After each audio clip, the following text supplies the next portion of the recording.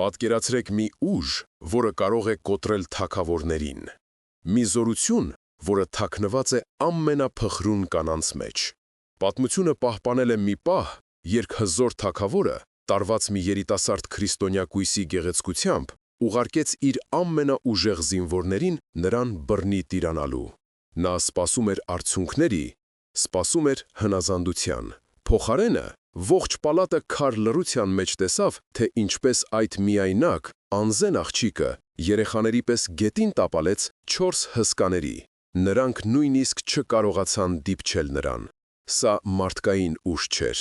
բայց դա ընդամենը սկիզբն էր։ Թագավորի նվաստացումը վերածեց մի այնպիսի սոսկալի խելագարության, որը փոխեց մի ամբողջ ազգի ճակատագիրը։ Այսօր մենք կբացահայտենք այդ աստվածային զորության աղբյուրը։ Մենք ցույց կտանք ոչ միայն թե ինչ արեցին այս կանայք, այլ թե ինչպես նրանց անսասան հավատքը դարձավ ցանկացած բանակից ավելի հզոր զենք։ Մի լույս, որը ճեղքեց ամենախիտ խավարը։ Պատրաստվեք քաջության մի պատմության, որը կցնցի ձեզ մինչև հոգու խորքը։ Բաժանորդագրվեք հենց հիմա և մեկնաբանություններում գրեք ձեր քաղաքի անունը։ Տեսնենք, թե քանի հոգի ենք մենք։ Արարատյան դաշտի վրա մթնշաղն իջնում էր թանձր մանուշակագույն շղարշի պես։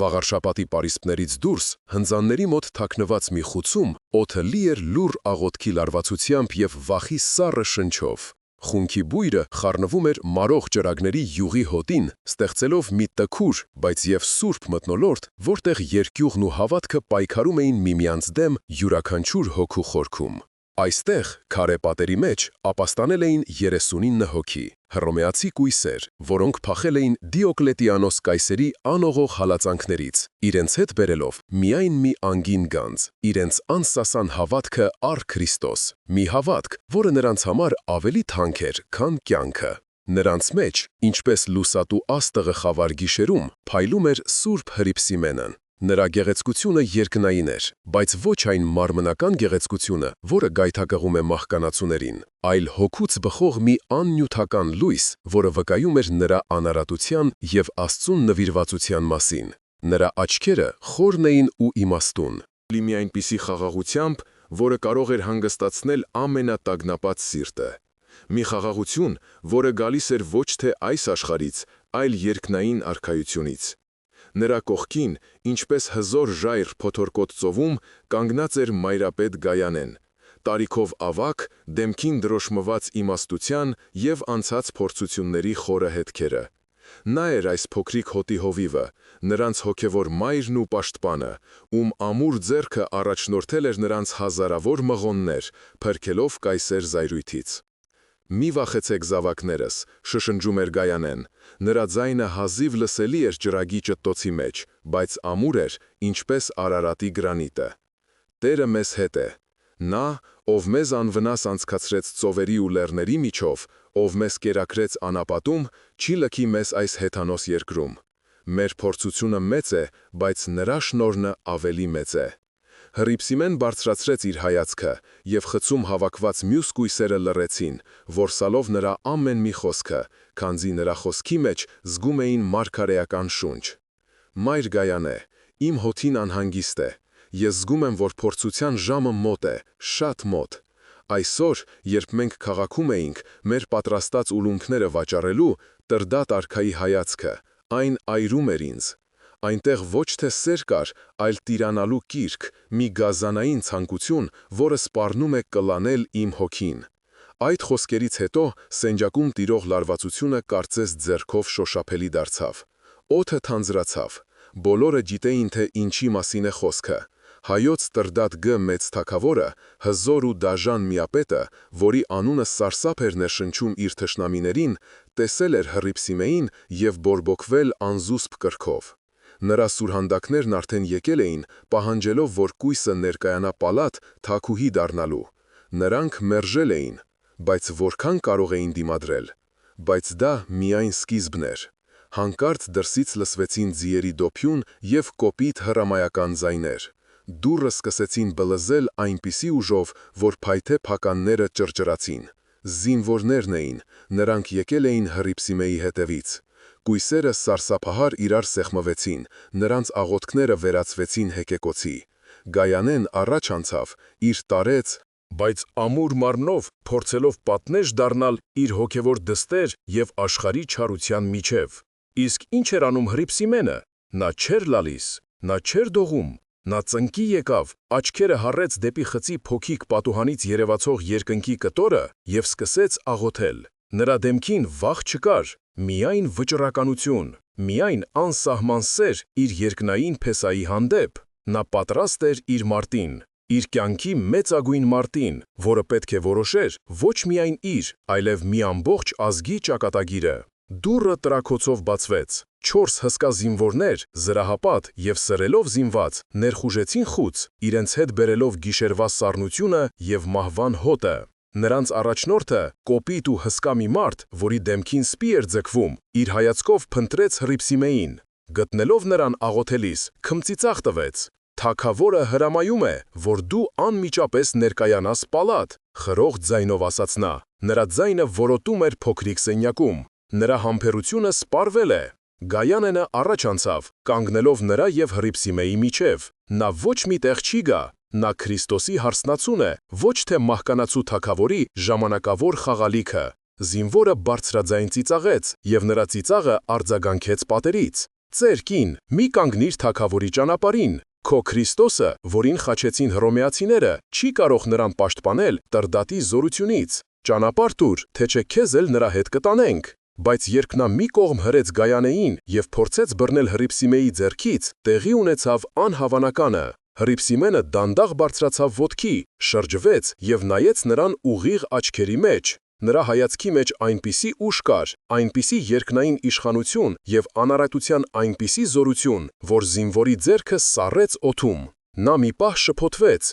կարծես տեսնում էր ոչ թե մի աղջկա, այլ հրեշտակի, որի փայլից ինքը կարող էր կուրանալ։ Այդ պահին ամեն ինչ փոխվեց։ Զինվորը մի պահ հետ քաշվեց, բայց նրա ետևում կանգնած մյուսները հիշեցրին նրան թագավորի հրամանի մասին։ Նրանք 4-ով հարձակվեցին կույսի վրա։ Ուժերը անհավասար էին։ Կույսերին, այդ թվում Հռիփսիմեին և Գայանեին, բռնի ուժով տարան արքունի պալատ։ Այնտեղ Տրդատը, որը նստած էր իր ոսկեզօծ գահին, փորձեց գործի դնել իր ողջ հմայքը և իշխանությունը։ Նա Հռիփսիմեի առաջ փռեց ոսկի, թանկարժեք քարեր, մետաքսեզգեստներ, խոստացավ նրան աներևակայելի հարստություն և իշխանություն։ «Հռիփսիմե, տես, այս ամենը քոնը կլինի», ասում էր նա քնքուշ, բայց տիրական ձայնով։ «Դու կլինես հայոց աշխարհի թագուհին, քո գեղեցկությունը կարժանանա պաշտամունքի, քո անունը կերքեն գուսանները։ Միայն թե ընդունիր իմ սերը և խոնարհվիր մեր հզոր աստվածներին, Արամազդին և Անահիտին»։ Հռիփսիմեն հանգիստ, բայց ամուր ձայնով,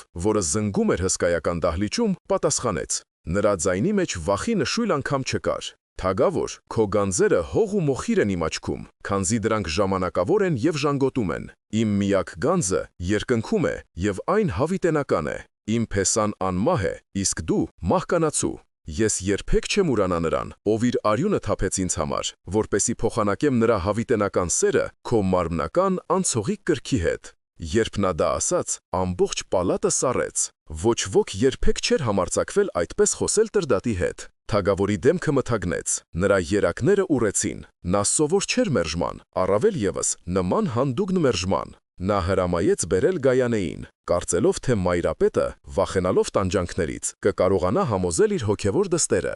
Գայանե, դիմեց նա մայրապետին, նրա ձայնից կաթում էր թույնը։ «Խրատիր այս համառ աղջկան, բացատրիր նրան, որ իմ կամքին հնազանդվելը կյանք է, իսկ հակառակվելը մահ։ Թող հնազանդվի, և դուք բոլորդ կապրեք խաղաղության մեջ։ Հակառակ դեպքում ձեզ սպասում են անասելի տանջանքներ, որոնց մասին դուք նույնիսկ չեք կարող երազել»։ Բայց ինչ խորհուրդ կարող էր տալ Գայանեն։ Նա, ով իր ողջ կյանքը նվիրել էր Քրիստոսին։ Նա մոտեցավ Հռիփսիմեին, որը կանգնած էր մենակ, բայց անպարտելի, գրքեց նրան և բոլորի ներկայությամբ շշնջաց, բայց այնպես, որ բոլորը լսեցին. «Ամուր կաց, դուստրիմ, մի վախեցիր նրանցից, ովքեր սպանում են մարմինը, բայց անզոր են սպանելու հոգին։ Քո պսակը պատրաստվում է երկնքում, և հրեշտակները սպասում են քեզ։ Քո նահատակությունը լույս է լինելու այս խավարյալ ազգի համար»։ Դա վերջն էր։ Երբ Տրդատը լսեց այս խոսքերը, նրա համբերության բաժակը լցվեց։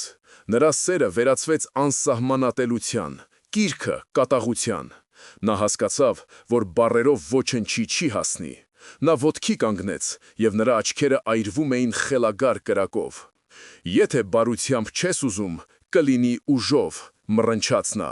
«Տարեք նրան իմ ննջարանը, ես ինքս կսովորեցնեմ նրան հնազանդություն»։ Հակամարտությունը մտավ իր ամենադաժան, ամենասոսկալի փուլը։ Այն, ինչ տեղի ունեցավ հետո, պետք է ցնցեր ոչ միայն պալատը, այլև երկինքն ու երկիրը, և ընդմիշտ փոխեր Հայաստանի պատմությունը։ Տրդատի մռնչյունը որոտաց պալատի մարմարե սրահում, և նրա ձայնի մեջ այլևս ոչ թե թագավորական հրաման կար, այլ վիրավորված գազանի կատաղություն։ Զինվորները նետվեցին առաջ՝ կատարելու իրենց տիրոջ ամենասոսկալի կամքը։ Նրանց կոպիտ ձեռքերը ձգվեցին դեպի Հռիփսիմեն, պատրաստ բռնությամբ կոտրելու այն, ինչ չկարողացան հաղթել խոսքով ու խոստումներով։ Գայանեն և մյուս կույսերը փորձեցին պատնեշ դառնալ, բայց նրանց դաժանորեն մի կողմ հրեցին։ Ամեն ինչ թվում էր կորած։ Բայց այստեղ սկսվեց իսկական պայքարը։ Այն պահին, երբ զինվորների մատները դիպան Հռիփսիմեի զգեստին, նրա մարմինը լցվեց մի գերբնական, անտեսանելի զորությամբ։ Նա, որը թվում էր նուրբ ու փխրուն, ինչպես դաշտային Շուշանը, հանկարծ վերածվեց անսասան ժայռի։ Նա դիմադրում էր 4 հսկա զինվորների, և նրանք չէին կարողանում տեղից շարժել նրան։ Նա գետին էր տապալում նրանց, ովքեր փորձում էին բռնությամբ տիրանալ իրեն։ Դա այլևս մարդկային ուժ չէր, աստվածային զորություն։ Պալատում խառնաշփոթ էր։ Ոչ ոք չէր հասկանում, թե ինչ է կատարվում։ Ինչպես կարող էր մի երիտասարդ աղջիկ դիմադրել թագավորի ամենաուժեղ զինվորներին։ Տրդատը, տեսնելով իր անզորությունը և հանրային նվաստացումը, կատաղությունից կորցրեց բանականությունը։ Նրա դեմքը այլայլվել էր, աչքերը արյունով էին լցվել։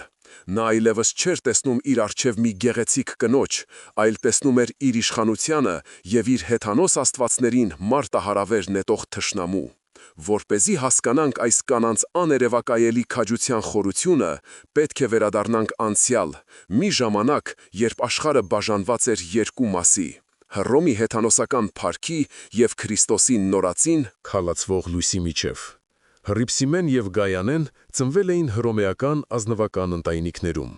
Նրանց սպասում էր շքեղ կյանք, հարուստ ամուսիններ, պալատական փայլ։ Բայց նրանք ընտրեցին այլ ճանապարհ։ Նրանք իրենց կյանքը նվիրեցին երկնային Փեսային, Հիսուս Քրիստոսին, ընտրելով հոգևոր մաքրությունը աշխարհիկ հաճույքների փոխարեն։ Նրանք ապրում էին Հռոմի մոտ գտնվող Սուրբ Պողոսի վանքում, Գայանեի մայրապետության ներքո։ Նրանց համայնքը մի հոգևոր կղզի էր կրքերի և հեթանոսական անառակության օվկիանոսում, մի ապաստան, որտեղ նրանք կարող էին ազատորեն պաշտել իրենց Աստծուն։ Նրանք օրերն անցկացնում էին աղոթքով, Սուրբ Գիրքն ուսումնասիրելով և իրենց հոգիները մաքուր պահելով, պատրաստվելով հանդիպմանը իրենց Տիրոջ հետ։ Բայց նրանց խաղաղ կյանքը խախտվեց, երբ Դիոկլետիանոս կայսերը, որը փնտրում էր իր համար ամենագեղեցիկ կնոջը, տեսավ Հռիփսիմեի պատկերը։ Կայսերը կորցրեց իր հանգիստը։ Նա անմիջապես հրամայեց բերել կույսին իր պալատ։ Ինչ կարող էին անել մի քանի անպաշտպան կանայք հզոր կայսրության դեմ։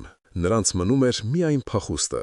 Եվ հետո տեղի ունեցավ անհավանականը։ Մի գիշեր, Աստծո առաջնորդությամբ, Գայանեն իր 70 քույրերի հետ գաղտնի լքեց վանքը։ Նրանց ճանապարհը երկար էր ու տանջալից, լի վտանգներով և զրկանքներով։ Նրանք անցան Եգիպտոս, հասան Պաղեստին, խոնարհվեցին Երուսաղեմի սրբավայրերում, ուժ ստանալով Քրիստոսի տնօրինական վայրերից, ապա շարժվեցին դեպի հյուսիս, դեպի Հայաստան։ Նրանք լսել էին, որ այնտեղ, Արարատ լեռան ստորոտին, կան փոքրիկ քրիստոնեական համայնքներ, որոնք հիմնադրվել էին դեռևս Թադեոս և Բարթուղիմեոս առաքյալների կողմից։ Նրանք հույս ունեին այնտեղ գտնել խաղաղություն։ Հայաստանը դարձավ նրանց վերջին հանգրվանը։ Նրանք բնակություն հաստատեցին Վաղարշապատի մոտ գտնվող մի հնձանում, ապրում էին իրենց ձեռքի աշխատանքով, ապակե ուլունքներ պատրաստելով և վաճառելով։ Նրանք գտել էին ժամանակավոր խաղաղություն։ Բայց ոչ ոք չէր կարող պատկերացնել, որ հենց այստեղ, հայոց հողի վրա, նրանց սպասում էր իրենց հավատքի ամենամեծ փորձությունը։ Բայց այժմ այդ խաղաղությունը մոխիր էր դարձել։ Հռիփսիմեի հրաշալի դիմադրությունը ոչ թե հանգստացրեց, այլ վերջնականապես խելագարեցրեց Տրդատին։ Նրա արքայական պատիվը ոտնահարված էր։ Մի օտարազգի, անպաշտպան աղջիկ համարձակվել էր մերժել իրեն, հզոր թագավորին, այն էլ բոլորի աչքի առաջ, Այս լուրը կայծակի արագությամբ տարածվեց ողջ վաղարշապատով։ Ինչ կասեն հավատացյալները, հարցը այստեղ հակառակ իմաստ ուներ։ Ինչ կասեին հեթանոսները, ինչպես կնայեին իրենց թագավորին, որին չի հաջողվում տիրանալ մի կնոջ։ Հեթանոս քրմերը, որոնք ատում էին քրիստոնյաներին, օգտվեցին առիթից։ Նրանք սկսեցին թագավորի ականջին փսփսալ, թե այս կույսերը կախարդներ են, որոնք իրենց հետ չար ուժեր են բերել հայոց աշխարհ։ Արքա, ասում էր գլխավոր քուրմը, Ներսեհ անուրով մի խորամանկ ծեր ունի։ Նրանց աստվածը թուլության աստված է, բայց նրանք օգտագործում են սև մոգություն մեր աստվածներին ու քեզ անարգելու համար։ Այս աղջկա ուժը բնական չէ, եթե դու չոչնչացնես նրանց, Արամազդը կզայրանա եւ երաշտ ու սով կուղարկի մեր հողի վրա։ Քո իշխանությունն է վտանգված։ Ճնշումը մեծանում էր։ Տրդատը հայտնվել էր փակուղում։ Նա չէր կարող հետ կանգնել առանց իր դեմքը կորցնելու։ Նա որոշեց կոտրել կույսերի կամքը ամենադաժան միջոցներով։ Նա կարծում էր, որ ֆիզիկական ցավը կստիպի նրանց հրաժարվել իրենց հավատքից։ Ով որքան քիչ էր նա ճանաչում քրիստոնյան նահատակների հոգին։ Նա հրամայեց բոլոր կույսերին հավաքել քաղաքի հրապարակում։ Նա որոշեց սկսել Գայանեից, Մայրապետից։ Նա մտածում էր, որ եթե կոտրի հովվին, գառները կցրվեն։ Գայանեին կապեցին սյունին եւ սկսեցին անխնա գանակոծել, բայց Մայրապետի շուրթերից ոչ մի տրտունջ դուրս չեկավ։ Նա միայն աղոթում էր, բարձրաձայն դիմելով Աստծուն. «Տեր, ների՛ր նրանց, քանզի չգիտեն, թե ինչ են անում։ Տուր ինձ ուժ օրինակ լինելու իմ զավակների համար»։ Այնուհետև նրանք բերեցին մյուս կույսերին եւ սկսեցին տանջել նրանց Գայանեի եւ Հռիփսիմեի աչքի առաջ։ Նրանք քարերով ջարդում էին նրանց ոսկորները, կրակով այրում մարմինները։ Դահիճների դեմքերը քրտինքով էին պատված, բայց նահատակների դեմքերը լուսավոր էին։ Նրանք երգում էին սաղմոսներ, եւ նրանց ձայները խառնվում էին իրենց տանջողների գոռոցներին, ստեղծելով մի սոսկալի, բայց եւ հաղթական սիմֆոնիա։ Բայց դա դեռ ամենը չէր։ Տրդատը, տեսնելով, որ Գայանեն անկոտրում է, իր ողջ զայրույթը թափեց Հռիփսիմեի վրա։ Նա որոշեց ոչ թե պարզապես սպանել նրան, այլ ոչնչացնել նրա հավատքի ամեն մի խորհրդանիշ։ Նա հրամայեց կտրել նրա լեզուն, որպեսզի նա այլևս չկարողանա արտասանել Քրիստոսի անունը։ Հանեցին նրա աչքերը, որպեսզի նա այլևս չտեսնի երկինքը։ Նրանք կրակով այրեցին նրա մարմինը, փորձելով մոխրի վերածել այն գեղեցկությունը, որը նրանց թագավորին խելքահան էր արել։ Ամբողջ քաղաքը սարսափով հետևում էր այս անմարդկային տեսարանին։ Օդը լցվել էր արյան հոտով եւ այրվող մարմնի ծխով։ Թվում էր, թե խավարը հաղթել է։ Թվում էր, թե չարը տոնում է իր հաղթանակը։ Բայց հենց այդ պահին, երբ թվում էր, թե ամեն ինչ կորած է, երբ Հռիփսիմեի վերջին շունչը պետք է մարեր, տեղի ունեցավ մի բան, որը ընդմիշտ փոխեց Հայաստանի պատմությունը։ Մի բան, որը ոչ ոք չէր կարող կանխատեսել։ Երբ դահիճները, կատարելով թագավորի խելագար հրամանը, մոտեցան այլանդակված, բայց դեռ կենդանի Հռիփսիմեին, որպեսի վերջնական հարվածը հասցնեն,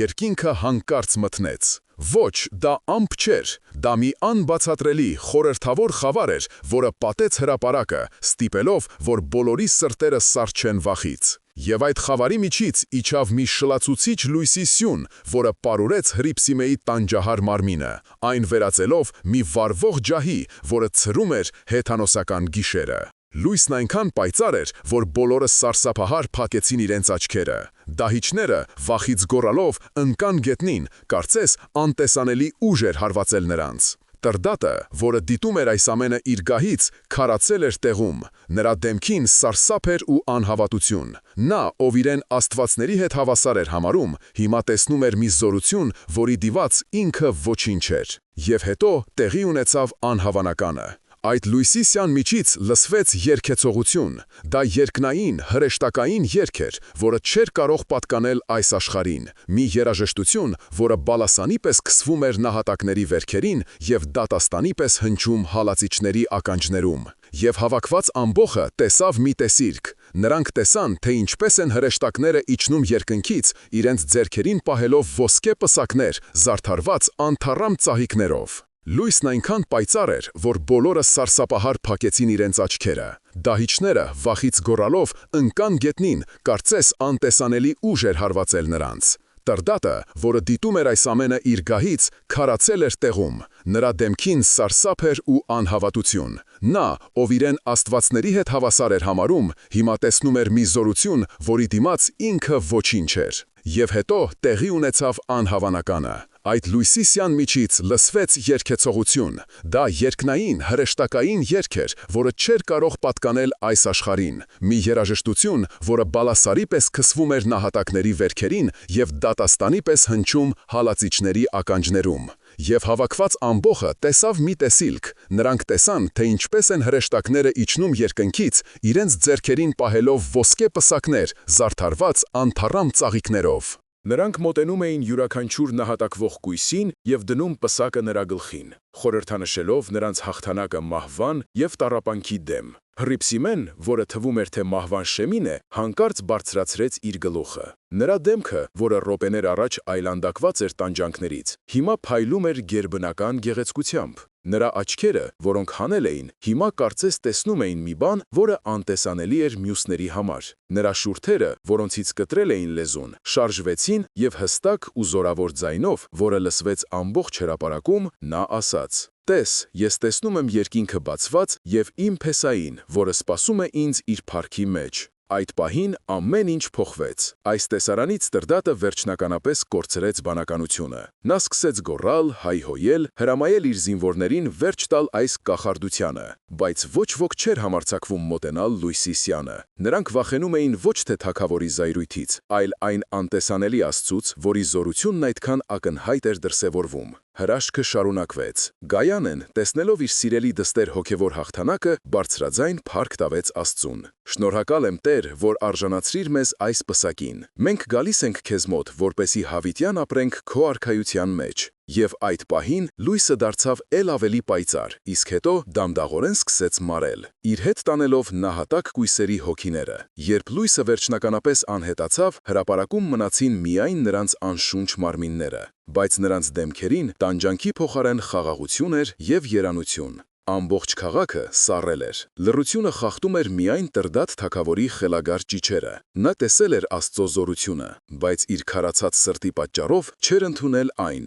և դրա համար նրան սպասում էր սոսկալի պատիժ։ Նրա մարդկային բանականությունը լքեց նրան, և նա սկսեց իրեն պահել վայրի խոզի պես, փախչելով անտառները և ուտելով իր սեփական մարմինը։ Այդ օրը Հայաստանի հեթանոսական պատմությունը մահացավ, իր տեղը զիջելով մի նոր քրիստոնեական պատմության, որը գրվեց այս սուրբ կանանց արյունով։ Այդ օրը հայ ժողովուրդը ստացավ իր առաջին և ամենաթանկարժեք սրբերին, որոնց հավատքի լույսը պետք է փայլեր հալածանքների խավարում դարեր շարունակ։ Սակայն այս պատմությունը միայն Հռիփսիմեի և Գայանեի մասին չէ։ Դարեր անց հարևան Դրաստանում մի այլ կին պետք է շարունակեր նրանց սուրբ գործը։ Նրա անունն էր Նունե։ Նա ծագումով հայ էր, կապադովկիացի, և ասում են հռիփսիմյանց կույսերից մեկի ազգականն էր։ Նա գերի էր ընկել Վրաստան, բայց իր հետ տարել էր նույն անսասան հավատքը։ Իր սրբությամբ, աղոթքներով և հրաշագործություններով նա կարողացավ դարձի բերել Միհռան թագավորին և Նանա թագուհուն, և արդյունքում լուսավորել ողջ վրաց ազգը։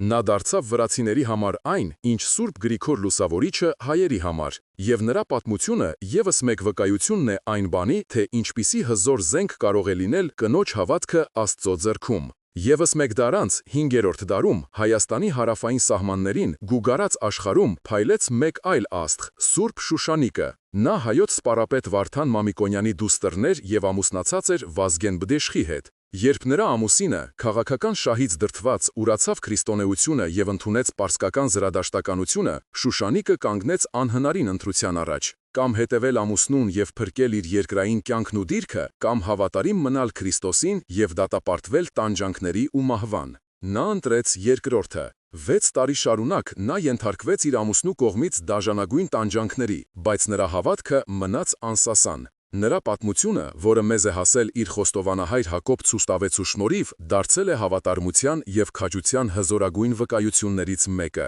Այս 3 պատմությունները՝ Հռիփսիմեի, Նունեի և Շուշանիկի, թեև տեղի են ունեցել տարբեր դարերում և տարբեր վայրերում, միահյուսված են մի ընդհանուր ոսկե թելով։ Դա կնոջ անսասան հավատքի, մաքրության և զոհաբերության պատմությունն է։ Դա այն լույսի պատմությունն է, որը ոչ մի խավար չի կարող հաղթահարել։ Հրաշքը, որը տեղի ունեցավ հրապարակում, ցնցեց բոլորին, բայց ոչ բոլորին միանման։ Հայ եկեղեցական համայնքը, որն այն ժամանակ գործում էր ընդհատակում, խորը ցնցում ապրեց։ Մի կողմից նրանք սգում էին իրենց քույրերի դաժան մահը, որոնցից շատերին անձամբ էին ճանաչում և սիրում։ Նրանց սրտերը կծկվում էին ցավից, պատկերացնելով այն անասելի տանջանքները, որոնց միջով անցել էին այդ նուրբ էակները։ Մյուս կողմից, նրանց սրտերը լցվել էին հոգևոր բերկրանքով և հպարտությամբ, որը սահմանակից էր սրբազան երկյուղի։ Նրանք իրենց աչքերով տեսել էին Աստծո զորության վկայությունը, մի հրաշք, որը հիշեցնում էր Մովսեսի կամ Եղիայի ժամանակները։ Հրիփսիմյանց կույսերի նահատակությունը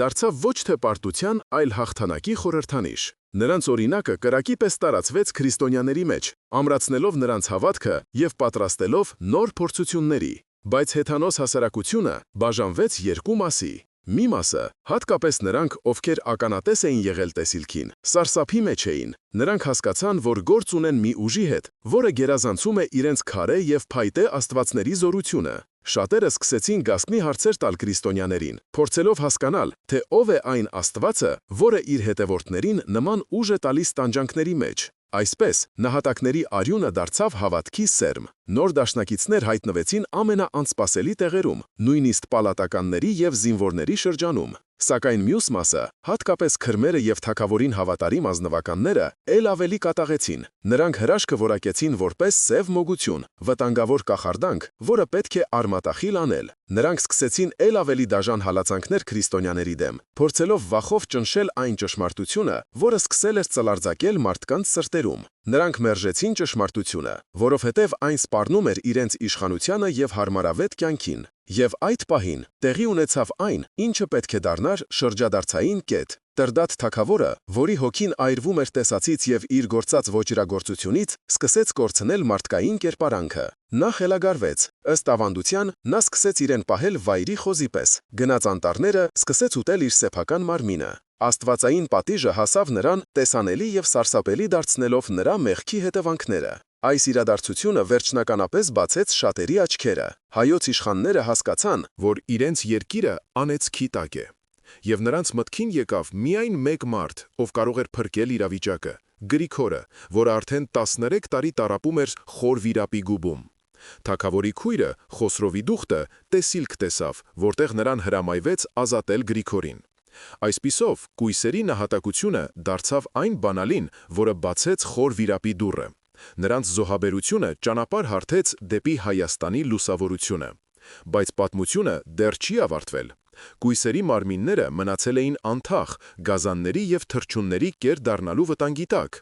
Քրիստոնյաները, վախենալով թագավորի զայրույթից, չէին համարձակվում մոտենալ։ Անհրաժեշտ էր նոր աստվածային միջամտություն, որպեսզի սրբերի մասունքները գտնեին իրենց արժանի հանգիստը։ Երբ Սուրբ Գրիգորին հանեցին խոր վիրապից, նա հյուծված էր, բայց հոգով անկոտրում։ Նրա առաջին գործը եղավ ոչ թե թագավորին բժշկելը, այլ նահատակ կույսերի մասունքները հավաքելը։ Նա գիտեր, որ Հայաստանի ապագա եկեղեցու հիմքում պետք է դրվեն հենց այդ սուրբ ոսկորները։ Աստված ուղղորդեց նրան։ Մի գիշեր աղոթքի ժամանակ Սուրբ Գրիգորը մի հրաշալի տեսիլք տեսավ։ Նա տեսավ, թե ինչպես է երկնքից իջնում Միածինը, Հիսուս Քրիստոսը, և իր ձեռքի ոսկե մուրչով հարվածում է երկրին, հենց այն տեղերում, որտեղ նահատակվել էին կույսերը։ Եվ այդ տեղերում բարձրանում էին լույսի սյուներ, որոնց գագաթին խաչեր էին։ Այս տեսիլքը ոչ միայն ցույց տվեց նահատակների թաղման վայրերը, այլև կանխորոշեց ապագա եկեղեցիների տեղերը։ Ոգեշնչված այս հայտնությունից, Սուրբ Գրիգորը քրիստոնյաների մի փոքր խմբի հետ գնաց այդ վայրերը։ Նրանք հավաքեցին սուրբ նահատակների մասունքները, օցեցին դրանք անուշաբույր յուղերով և մեծ պատվով ամփոփեցին հողում, կառուցելով փոքրիկ մատուռներ, վկայարաններ։ Սա ակտիվ հոգևոր գործողություն էր, սա ուղիղ մարտահրավեր էր հեթանոսությանը։ Նրանք այլևս չէին թաքնվում, նրանք հայտարարում էին իրենց հաղթանակի մասին։ Այնուհետև Սուրբ Գրիգորը գնաց Տրդատ թագավորի մոտ։ Նա ոչ թե պարզապես բժշկեց նրա մարմինը, այլ բժշկեց նրա հոգին։ Նա քարոզեց Քրիստոսի մասին, պատմեց ապաշխարության և փրկության մասին։ Եվ Տրդատը, որի սիրտը փափկել էր տառապանքներից և Աստծո հարվածից, ընդունեց ճշմարտությունը։ Տեղի ունեցավ աննախադեպ մի բան։ Թագավորը, որը 3 քրիստոնյաների դահիճն էր, այսօր դարձավ նրանց պաշտպանը։ Նա հրաման արձակեց քանդել բոլոր հեթանոսական մեհյանները և դրանց տեղը եկեղեցիներ կառուցել։ Եվ առաջին եկեղեցիները կառուցվեցին հենց հրիփսիմյանց կույսերի նահատակության վայրերում՝ Սուրբ Հռիփսիմե, Սուրբ Գայանե և Սուրբ Շողաքաթ եկեղեցիները։ Այսպես Հայաստանը դարձավ աշխարհում առաջին պետությունը, որը քրիստոնեությունը ընդունեց որպես պետական կրոն։ Այսպիսով, այս սուրբ կանանց զոհաբերությունը դարձավ ոչ միայն անձնական հաղթանակի, այլև մի ամբողջ ազգի փրկության պատճառ։ Նրանց հավատքի լույսը ոչ միայն ցրեց հալածանքների խավարը, այլև լուսավորեց մի ամբողջ երկիր, այն դարձնելով Քրիստոսի ջահակիրը ազգերի մեջ։ Նրանց օրինակը ցույց տվեց, որ կնոջ հավատքը, երբ այն անկեղծ է և զորացած Աստծո շնորհով, կարող է շարժել լեռներ և փոխել պատմության ընթացքը։ Բայց նրանց պատմությունը դեռ շարունակվում է։ Դարեր շարունակ հայ ժողովուրդը մեծ սիրով և երկյուղացությամբ է պաշտել այս սրբերին։ Նրանց պատվին կառուցվել են անթիվ եկեղեցիներ, գրվել են շարականներ, պատմվել են ավանդություններ։ Նրանց մասունքները դարձել են բժշկության և հրաշագործության աղբյուր։ Եվ մինչ օրս, երբ մենք մտնում ենք Էջմիածնի Սուրբ Հռիփսիմե կամ Սուրբ Գայանե եկեղեցիները, մենք զգում ենք նրանց ներկայությունը, նրանց աղոթքների զորությունը, նրանց հավատքի անմար լույսը։ Նրանք դարձել են մեր ազգի հոգևոր մայրերը, մեր հավատքի պահապանները, մեր հույսի խարիսքը։ Նրանց օրինակը մեզ սովորեցնում է մի քանի կարևոր հոգևոր դասեր։ Առաջինը հավատքի զորության մասին։ Նրանք ցույց տվեցին, որ հավատքը ոչ թե պարզապես մտավոր համոզմունք է, այլ կենդանի ուժ, որը կարող է հաղթահարել ցանկացած փորձություն։ Երկրորդը մաքրության և սրբության կարևորության մասին։ Նրանք նախընտրեցին մահը, քան թե պղծել իրենց մարմիններն ու հոգիները, որոնք նվիրված էին Աստծուն։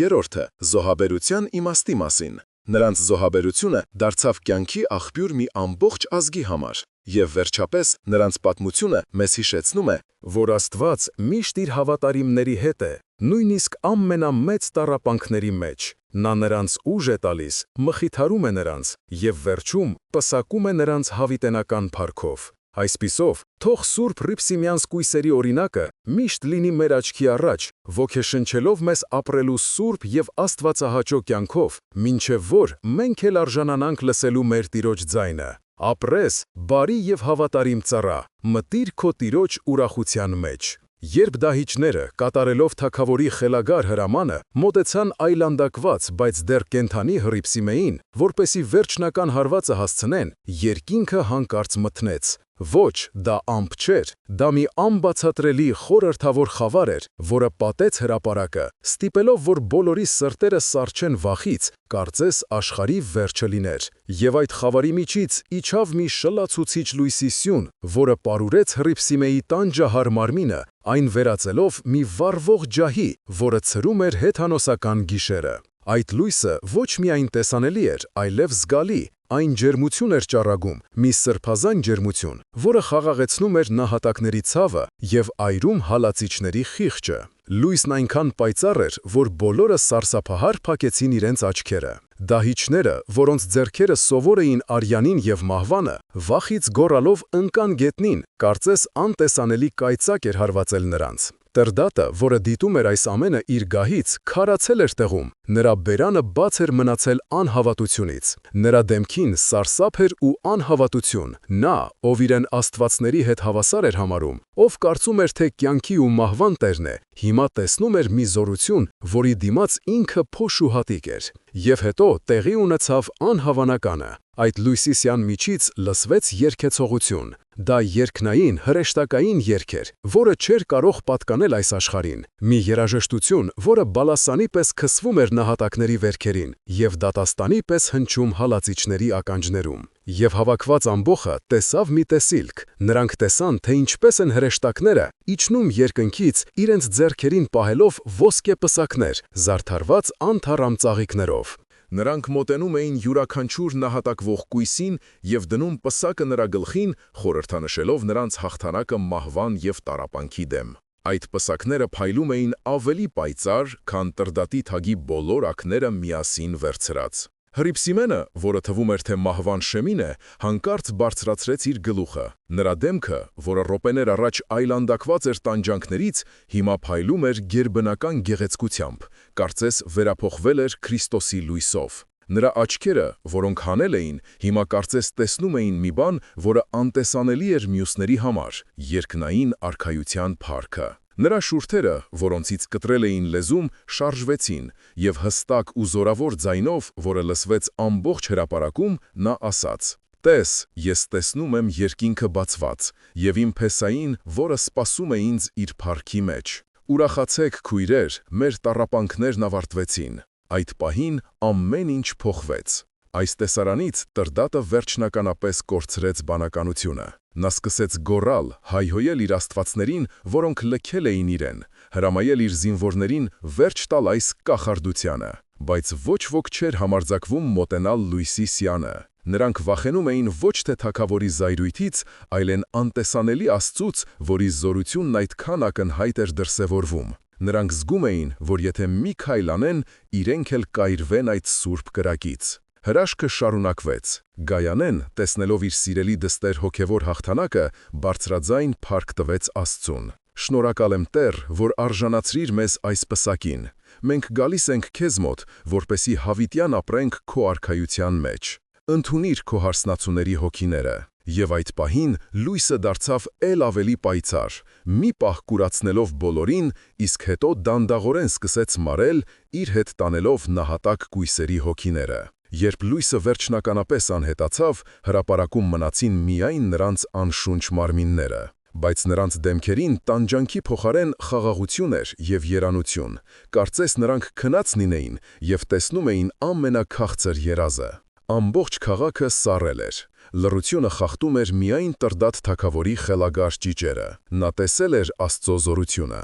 Բայց իր քարացած սրտի պատճառով չէր ընդունել այն, և դրա փոխարեն ընտրել էր խելագարությունը, և դրա համար նրան սպասում էր սոսկալի պատիժ։ Նրա մարդկային բանականությունը լքեց նրան, և նա սկսեց իրեն պահել վայրի խոզի պես, փախչելով անտառները և ուտելով իր սեփական մարմինը։ Այն ձեռքերը, որոնք հրամայել էին տանջել սրբերին, հիմա պատառոտում էին իրենց տիրոջը։ Այդ օրը Հայաստանի հեթանոսական պատմությունը մահացավ, իր տեղը զիջելով մի նոր, քրիստոնեական պատմության, որը գրվեց այս սուրբ կանանց արյունով։ Այդ օրը հայ ժողովուրդը ստացավ իր առաջին և ամենաթանկարժեք սրբերին, որոնց հավատքի լույսը պետք է փայլեր հալածանքների խավարում դարեր շարունակ։ Սակայն այս պատմությունը միայն Հռիփսիմեի և Գայանեի մասին չէ։ Դարեր անց հարևան Վրաստանում մի այլ կին պետք է շարունակեր նրանց սուրբ գործը։ Նրա անունն էր Նունե։ Նա ծագումով հայ էր, կապադովկիացի, և ասում են հռիփսիմյանց կույսերից մեկի ազգականն էր։ Նա գերի էր ընկեր Վրաստան,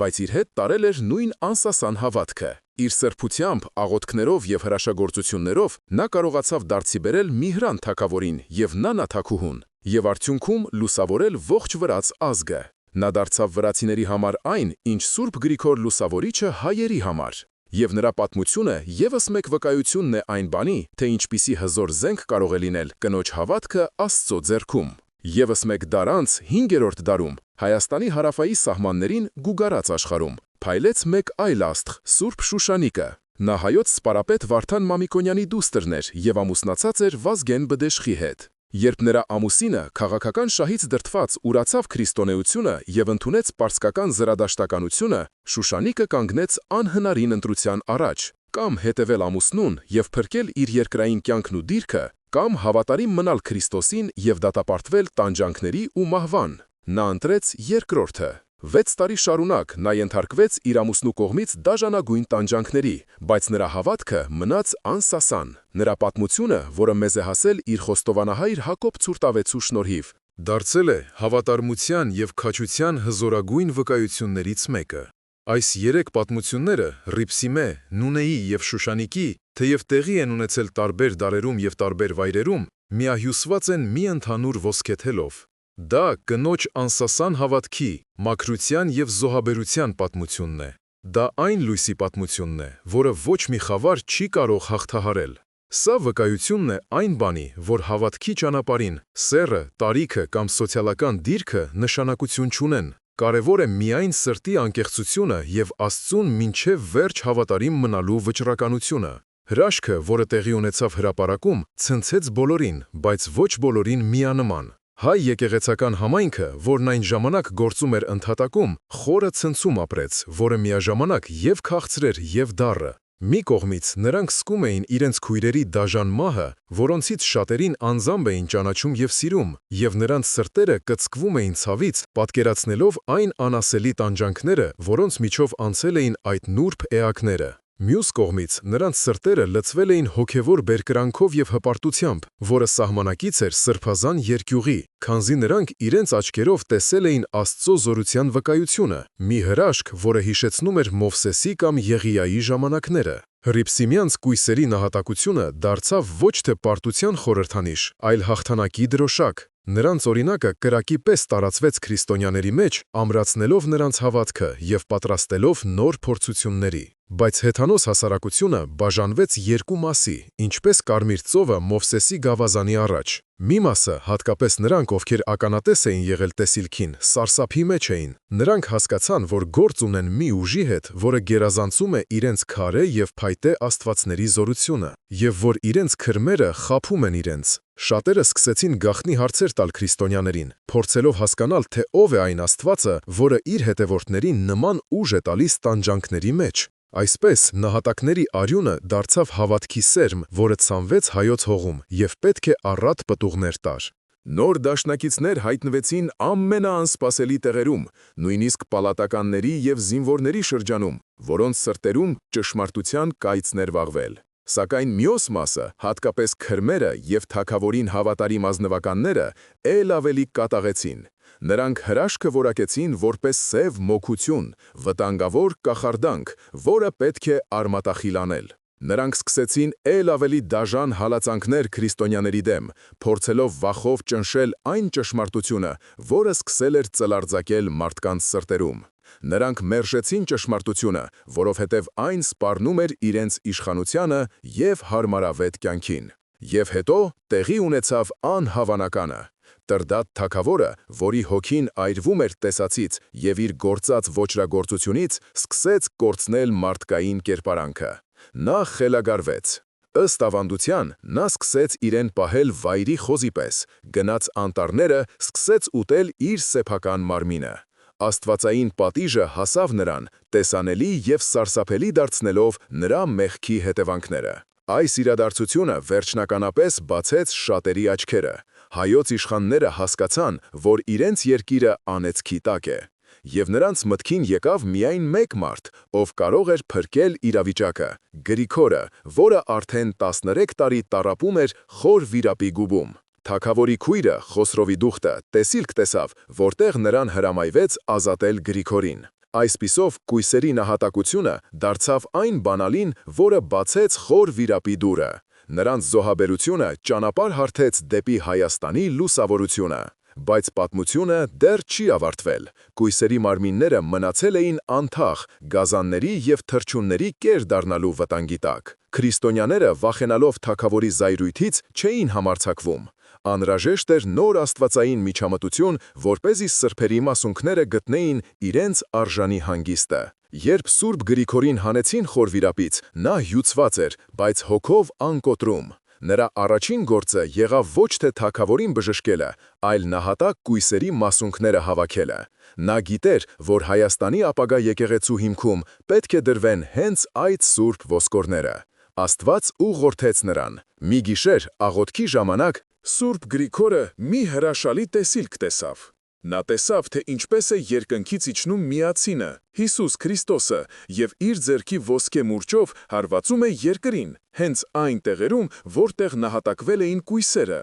Եվ այդ տեղերում բարձրանում էին լույսի սյուներ, որոնց գագաթին խաչեր էին։ Այս տեսիլքը ոչ միայն ցույց տվեց նահատակների թաղման վայրերը, այլև կանխորոշեց ապագա եկեղեցիների տեղերը։ Ոգեշնչված այս հայտնությունից Սուրբ Գրիգորը քրիստոնյաների մի փոքր խմբի հետ գնաց այդ վայրերը։ Նրանք հավաքեցին սուրբ նահատակների մասունքները, օծեցին դրանք անուշաբույր յուղերով եւ մեծ պատվով ամփոփեցին հողում, կառուցելով փոքրիկ մատուռներ վկայարաններ։ Սա ակտիվ հոգևոր գործողություն էր, սա ուղիղ մարտահրավեր էր հեթանոսությանը։ Նրանք այլևս չէին թաքնվում։ Նրանք հայտարարում էին իրենց հավատքի հաղթանակի մասին։ Այնուհետև Սուրբ Գրիգորը գնաց Տրդատ թագավորի մոտ։ Նա ոչ թե պարզապես բժշկեց նրա մարմինը, այլ բժշկեց նրա հոգին։ Նա քարոզեց Քրիստոսի մասին, պատմեց ապաշխարության եւ փրկության մասին։ Եվ Տրդատը, որի սիրտը փափկել է տառապանքներից եւ Աստծո հարվածից, ընդունեց ճշտմարտությունը։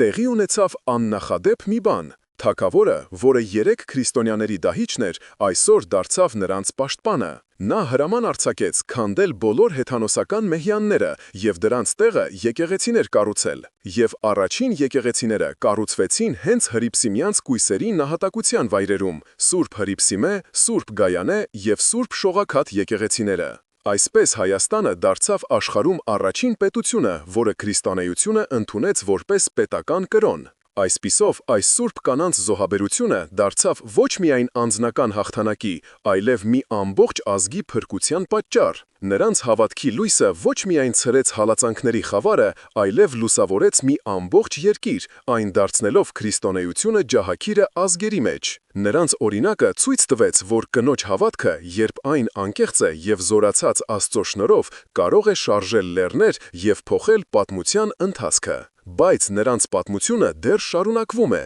Դարեր շարունակ հայ ժողովուրդը մեծ սիրով եւ երկյուղացությամբ է պաշտել այս սրբերին։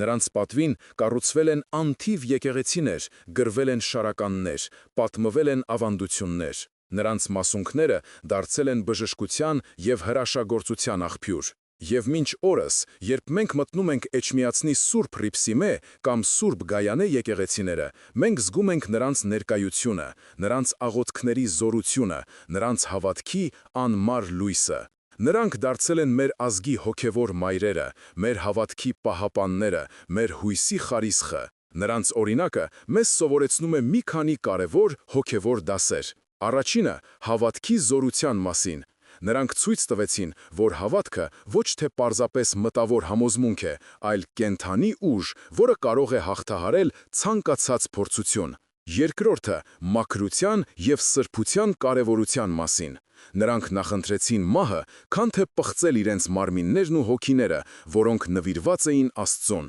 Երրորդը՝ զոհաբերության իմաստի մասին։ Նրանց զոհաբերությունը դարձավ կյանքի աղբյուր մի ամբողջ ազգի համար։ Եվ վերջապես, նրանց պատմությունը մեզ հիշեցնում է, որ Աստված միշտ իր հավատարիմների հետ է, նույնիսկ ամենամեծ տառապանքների մեջ։ Նա նրանց ուժ է տալիս, մխիթարում է նրանց եւ վերջում պսակում է նրանց հավիտենական փառքով։ Այսպիսով, թող Սուրբ Հրիփսիմյանց կույսերի օրինակը միշտ լինի մեր աչքի առաջ, ոգեշնչելով մեզ ապրելու սուրբ եւ աստվածահաճո կյանքով, մինչեւ որ մենք էլ արժանանանք լսելու մեր Տիրոջ ձայնը։ Ապրես, բարի եւ հավատարիմ ծառա, մտիր քո Տիրոջ ուրախության մեջ։ Երբ Սուրբ Գրիգորին հանեցին խորվիրապից, նա հյուծված էր, բայց հոգով անկոտրում։ Կարծես 13 տարվա տառապանքները ոչ թե թուլացրել, այլ կոփել էին նրա հոգին, այն վերածելով պողպատե զենքի։ Նրա առաջին գործը եղավ ոչ թե թագավորին բժշկելը,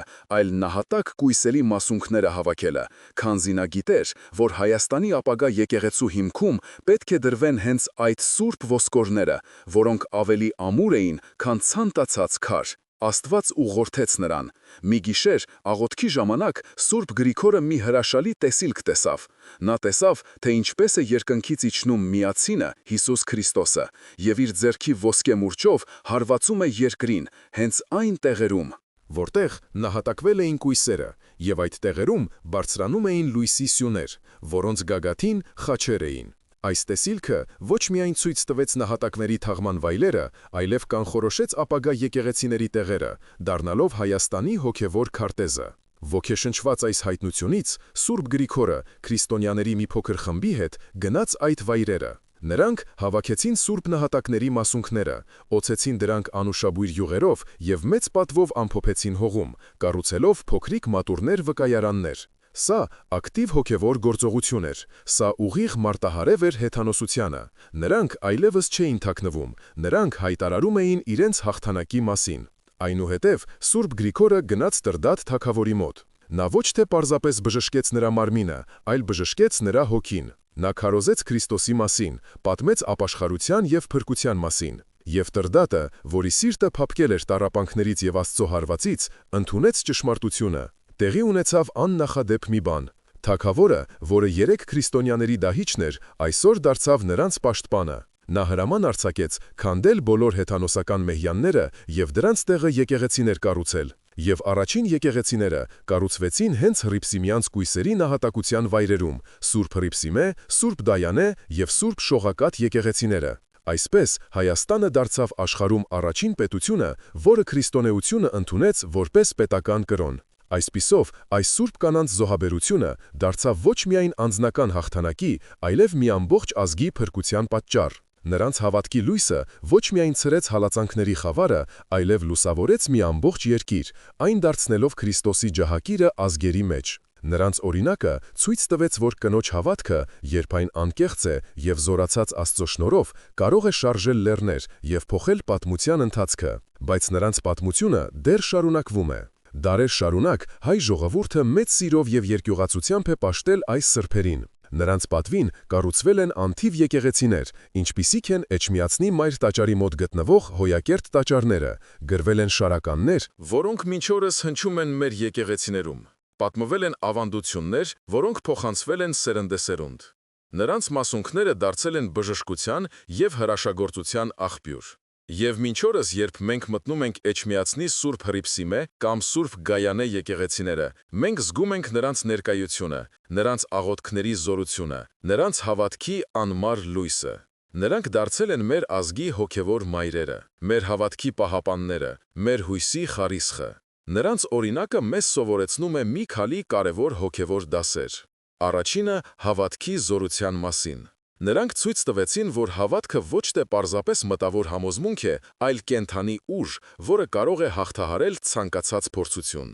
Երկրորդը մաքրության եւ սրբության կարևորության մասին։ Նրանք նախընտրեցին մահը, քան թե պղծել իրենց մարմիններն ու հոգիները, որոնք նվիրված էին Աստծուն։ Երրորդը զոհաբերության իմաստի մասին։ Նրանց զոհաբերությունը դարձավ կյանքի աղբյուր մի ամբողջ ազգի համար։ Եվ վերջապես, նրանց պատմությունը մեզ հիշեցնում է, որ Աստված միշտ իր հավատարիմների հետ է, նույնիսկ ամենամեծ տառապանքների մեջ։ Նա նրանց ուժ է տալիս, մխիթարում է նրանց եւ վերջում պսակում է նրանց հավիտենական փառքով։ Այսպիսով թող Սուրբ Հռիփսիմյանց կույսերի օրինակը միշտ լինի մեր աչքի առաջ, ոգեշնչելով մեզ ապրելու սուրբ եւ աստվածահաճո կյանքով, մինչեւ որ մենք էլ արժանանանք լսելու մեր Տիրոջ ձայնը։ Ապրես բարի եւ հավատարիմ ծառա, մտիր քո Տիրոջ ուրախության մեջ։ Այս սուրբ կանանց Հռիփսիմեի, Գայանեի, Նունեի եւ Շուշանիկի կյանքը մի հզոր վկայություն է այն բանի, որ կանայք վաղ քրիստոնեական եկեղեցում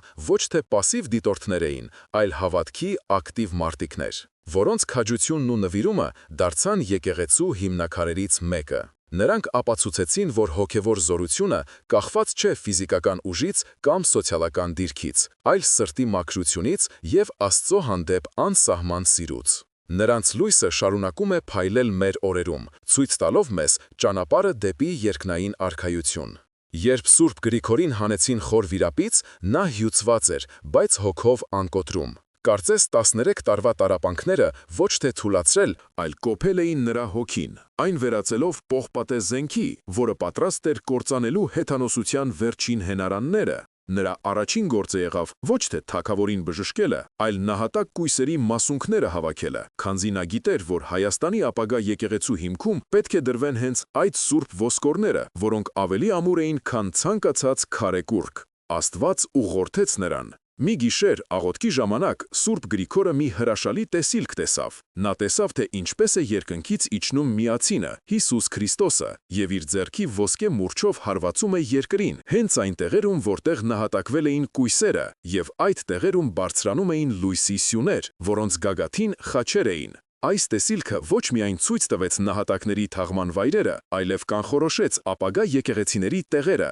դառնալով Հայաստանի հոգևոր քարտեզը։ Ոգեշնչված այս հայտնությունից Սուրբ Գրիգորը քրիստոնյաների մի փոքր խմբի հետ գնաց այդ վայրերը։ Նրանք հավաքեցին սուրբ նահատակների մասունքները, օծեցին դրանք անուշաբույր յուղերով եւ մեծ պատվով ամփոփեցին հողում, կառուցելով փոքրիկ մատուռներ վկայարաններ։ Սա ակտիվ հոգևոր գործողություն էր, սա ուղիղ մարտահրավեր էր հեթանոսությանը։ Նրանք այլևս չէին թաքնվում, նրանք հայտարարում էին իրենց հաղթանակի մասին։ Այնուհետև Սուրբ Գրիգորը գնաց Տրդատ թագավորի մոտ։ Նա ոչ թե պարզապես բժշկեց նրա մարմինը, այլ բժշկեց նրա հոգին։ Նա քարոզեց Քրիստոսի մասին, պատմեց ապաշխարության եւ փրկության մասին։ Եվ Տրդատը, որի սիրտը փափկել էր տառապանքներից եւ Աստծո հարվածից, ընդունեց ճշմարտությունը։ Տեղի ունեցավ աննախադեպ մի բան. թագավորը, որը երեք քրիստոնյաների դահիճն էր, այսօր դարձավ նրանց պաշտպանը։ Նա հրաման արձակեց քանդել բոլոր հեթանոսական մեհյանները եւ դրանց տեղը եկեղեցիներ կառուցել։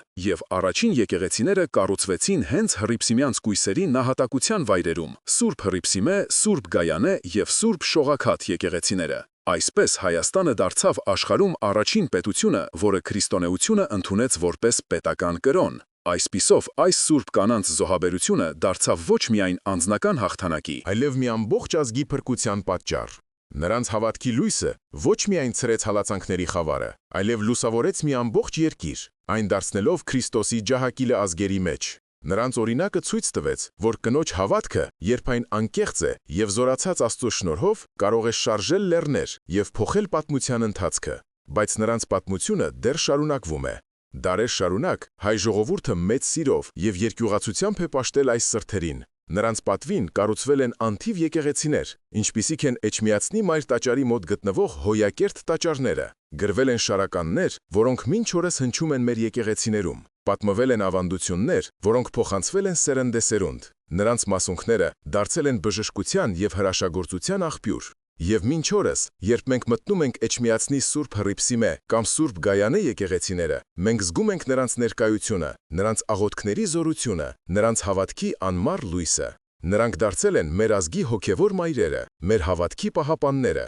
մեր հույսի խարիսխը։ Նրանց օրինակը մեզ սովեցնում է մի քանի կարևոր հոգևոր դասեր։ Առաջինը՝ հավատքի զորության մասին։ Նրանք ցույց տվեցին, որ հավատքը ոչ թե պարսպասես մտավոր համոզմունք է, այլ կենդանի ուժ, որը կարող է հաղթահարել ցանկացած փորձություն։ Երկրորդը՝ մաքրության եւ սրբության կարեւորության մասին։ Նրանք նախընտրեցին մահը, քան թե պղծել իրենց մարմիններն ու հոգիները, որոնք նվիրված էին Աստծուն։ Երրորդը՝ զոհաբերության իմաստի մասին։ Նրանց զոհաբերությունը դարձավ կյանքի աղբյուր մի ամբողջ ազգի համար։ Եվ վերջապես, նրանց պատմությունը մեզ հիշեցնում է, որ Աստված միշտ իր հավատարիմների հետ է, նույնիսկ ամենամեծ տառապանքների մեջ։ Նա նրանց ուժ է տալիս, մխիթարում է նրանց եւ վերջում պսակում է նրանց հավիտենական փառքով։ Այս սուրբ կանանց Հռիփսիմեի, Գայանեի, Նունեի եւ Շուշանիկի կյանքը մի հզոր վկայություն է այն բանի, որ կանայք վաղ քրիստոնեական եկեղեցում ոչ թե пассив դիտորդներ էին, այլ հավատքի ակտիվ մարտիկներ, որոնց քաջությունն ու նվիրումը դարձան եկեղեցու հիմնաքարերից մեկը։ Նրանք ապացուցեցին, որ հոգևոր զորությունը կախված չէ ֆիզիկական ուժից կամ սոցիալական դիրքից, այլ սրտի մաքրությունից եւ Աստուծո հանդեպ անսահման սիրուց։ Նրանց լույսը շարունակում է փայլել մեր օրերում, ցույց տալով մեզ ճանապարհը դեպի երկնային արքայություն։ Այսպիսով, սիրելի բարեկամներ, մենք տեսանք, թե ինչպես մի քանի կանանց անսասան հավատքը կարողացավ փոխել մի ամբողջ ազգի պատմություն։ Նրանք կանգնեցին դաժան բռնակալների առաջ, ենթարկվեցին անասելի տանջանքների, բայց երբեք չուրացան իրենց Տիրոջը։ Նրանց զոհաբերությունը դարձավ այն սերմը, որից աճեց հայ առաքելական Սուրբ եկեղեցին։ Այժմ մենք ուզում ենք լսել ձեր կարծիքը։ Ինչ եք դուք մտածում այս պատմության մասին։ Ինչ դասեր քաղեցիք այս սուրբ կանանց կյանքից։ Ինչպես կվարվեիք դուք, եթե հայտնվեիք նման իրավիճակում։ Կիսվեք ձեր մտքերով մեկնաբանություններում։ Եկեք միասին քննարկենք այս հզոր պատմությունը եւ ոգեշնչվենք մեր սուրբ նախնիների օրինակով։